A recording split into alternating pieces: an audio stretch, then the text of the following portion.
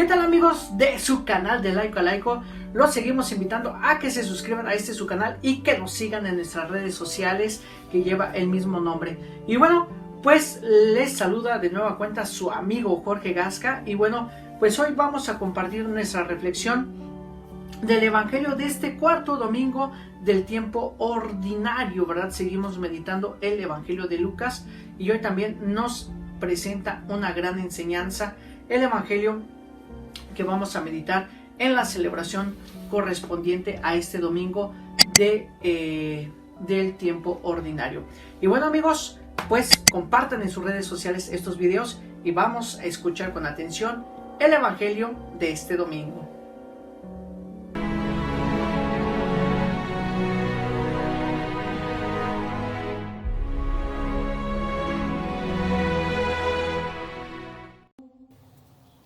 Lectura del Santo Evangelio según San Lucas. En aquel tiempo, después de que Jesús leyó en la sinagoga un pasaje del libro de Isaías, dijo: «Hoy mismo se ha cumplido este pasaje de la Escritura que acaban de oír». Todos le daban su aprobación y admiraban la sabiduría de las palabras que salían de sus labios y se preguntaban: ¿no es este el hijo de José? Jesús les dijo: «Seguramente dirán aquel refrán: médico, cúrate a ti mismo, y haz aquí, en tu propia tierra, todos esos prodigios que hemos oído que has hecho en Cafarnaúm». Y añadió: «Yo les aseguro que nadie es profeta en su tierra. Había ciertamente en Israel muchas viudas en los tiempos de Elías. Cuando faltó la lluvia durante 3 años y medio, hubo un hambre terrible en todo el país. Sin embargo, a ninguna de ellas fue enviado Elías, sino a una viuda que vivía en Serepta, ciudad de Sidón. Había muchos leprosos en Israel en tiempos del profeta Eliseo. Sin embargo, ninguno de ellos fue curado, sino Naamán, que era de Siria».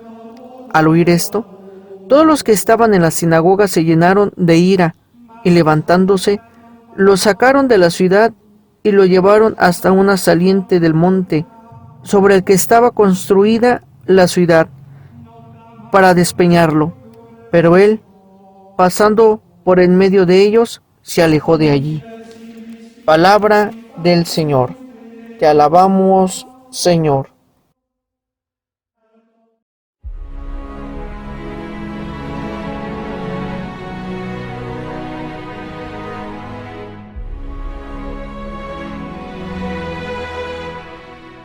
Una vez hemos escuchado el Evangelio dominical, bueno, pues compartimos lo siguiente que me resulta admirable, a la vez que digno de compasión, el protagonista de la primera lectura de hoy. Vaya historia la que Jeremías hace una barbaridad de años, admirable incluso me atrevo a decir, que envidiable que el Señor se dirigiera a él de una forma tan clara, con palabras tan bellas y llenas de ánimo, aunque también le avisa que la va a pasar mal, ¿verdad? Vaya, con los elegidos del Señor, te elegí antes de que nacieras, te constituí profeta de las naciones, pero lucharán contra ti los reyes y príncipes, los sacerdotes y el pueblo. Menudo plan, ¿no? No podrán con él, le promete Dios, pero lo pasará fatal. Y Dios seguirá insistiendo en que no renuncie, que no se canse y que siga.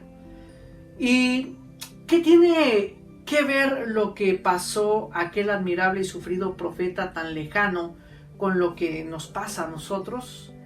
¿Para qué nos sirve la historia de Jeremías? Bueno, la Biblia nos enseña, entre otras cosas, que cuando Dios se acerca al hombre, su palabra pretende cambiarnos y prepararnos para la lucha, ¿verdad? Que es la misión, que es cambiarnos a nosotros, así como nuestras relaciones e incluso situaciones concretas de nuestro mundo.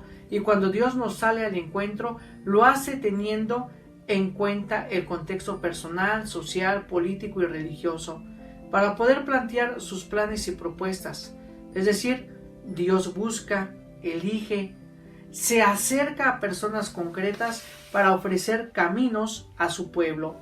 Así lo decía Jesús: el Espíritu de Dios está sobre mí y me ha ungido para realizar mi misión.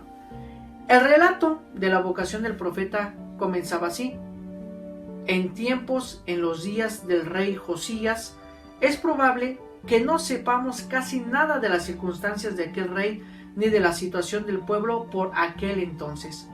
Basta decir que el pueblo lo estaba pasando mal. Había muchos problemas, se habían desanimado, cada cual se buscaba la vida como podía. Sálvese quien pueda, ¿verdad? En pocas palabras. Y se consolaban y entre una cosa y otra, ¿verdad? Se entretenían con falsas esperanzas y con cantos de sirena de sus dirigentes políticos y religiosos, pero no enfrentaban su situación con valentía. Antes lo contrario, ¿verdad? Tenían derrotismo, comodidad, confusión y desesperanza. Ahí se presenta Dios con el llamado a Jeremías. Quizás sea bueno recordar qué entendemos por profeta. No se trata de un tipo extraño con habilidades de adivinación sobre el futuro. No solían ser personajes de prestigio o con grandes dotes de convencimiento ni oratoria. En nuestro caso, Jeremías debía tener problemas de dicción. Era tartamudo. El profeta es, ante todo, una persona muy sensible a lo que está ocurriendo en medio de su pueblo. Y es alguien con una profunda experiencia de oración, alguien reflexivo y consciente de sus propias limitaciones y poco más.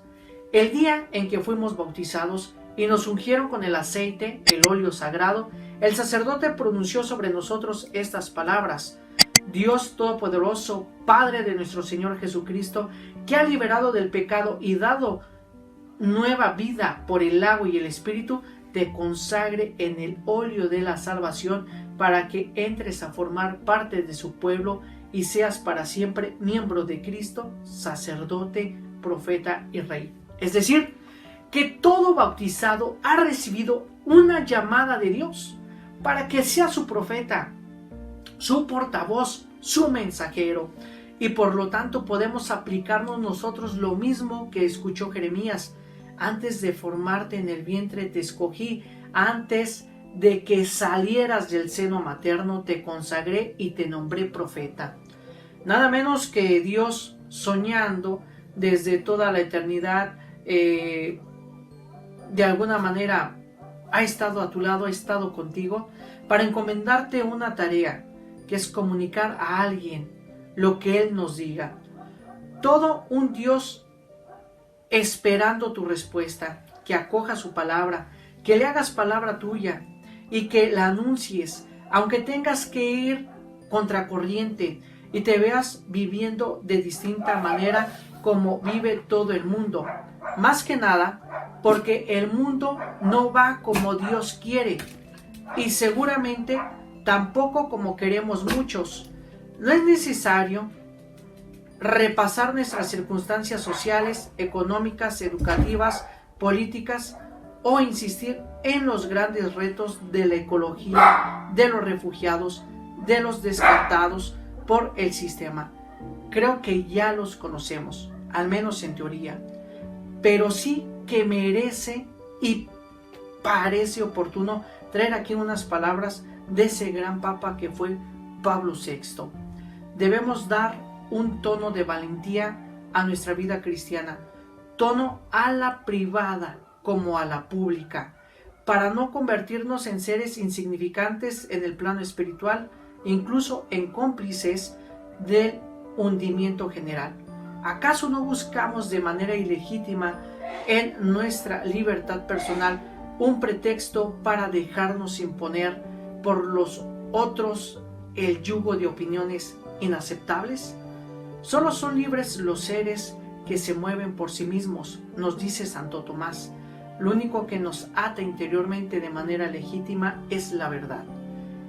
Esta hará de nosotros los hombres libres.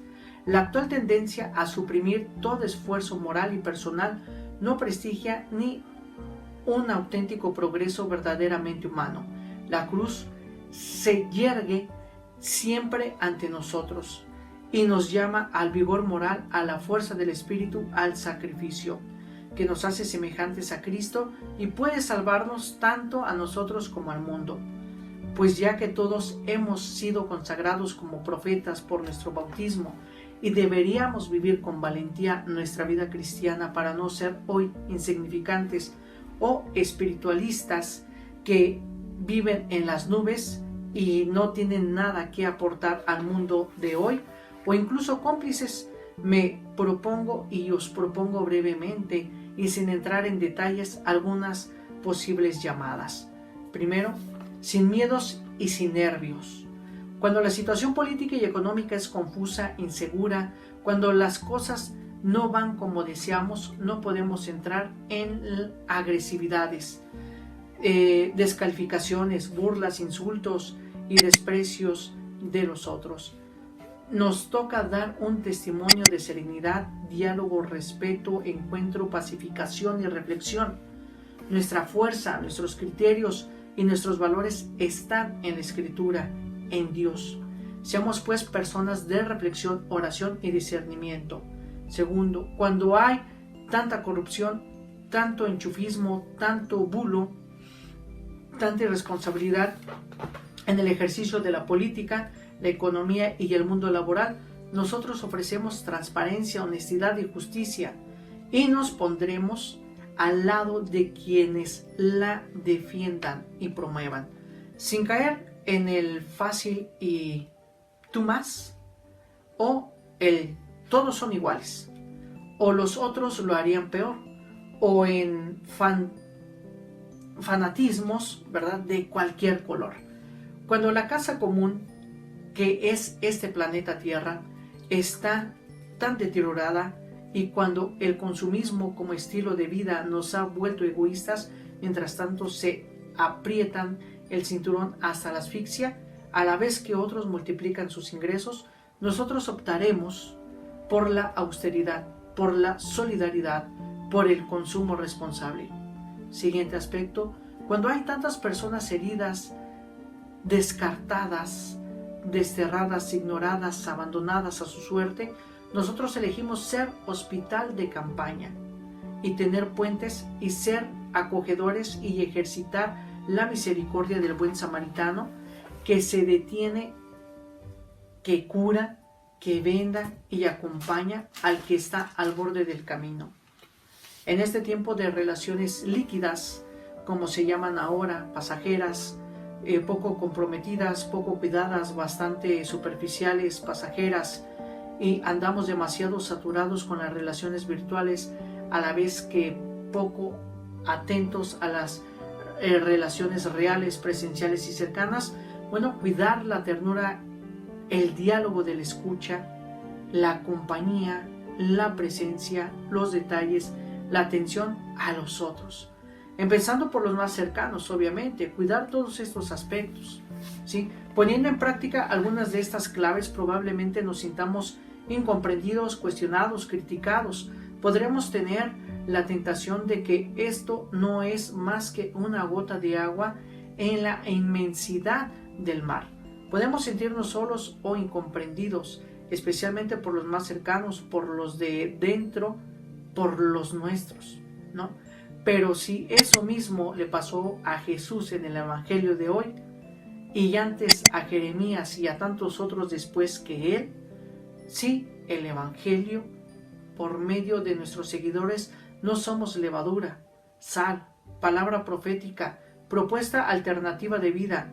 No habría servido de nada la venida de Jesús, su mensaje, ser discípulos suyos. Seríamos simplemente una pieza de museo de otro tiempo, perfectamente inútil y prescindible. Pero si ponemos en el centro el amor, todo será distinto. Ser profetas del amor suena bien, aunque seguramente nos duela. Se ríen de mí porque soy diferente. Me río de ellos porque son todos iguales. Y bueno, pues aquí tenemos esta tarea, estimados amigos, que nos da este Evangelio del cuarto domingo del tiempo ordinario. Y bueno, pues los seguimos invitando a que se suscriban a su canal de Laico a Laico, que nos sigan en nuestras redes sociales y bueno, pues los esperamos en el próximo video.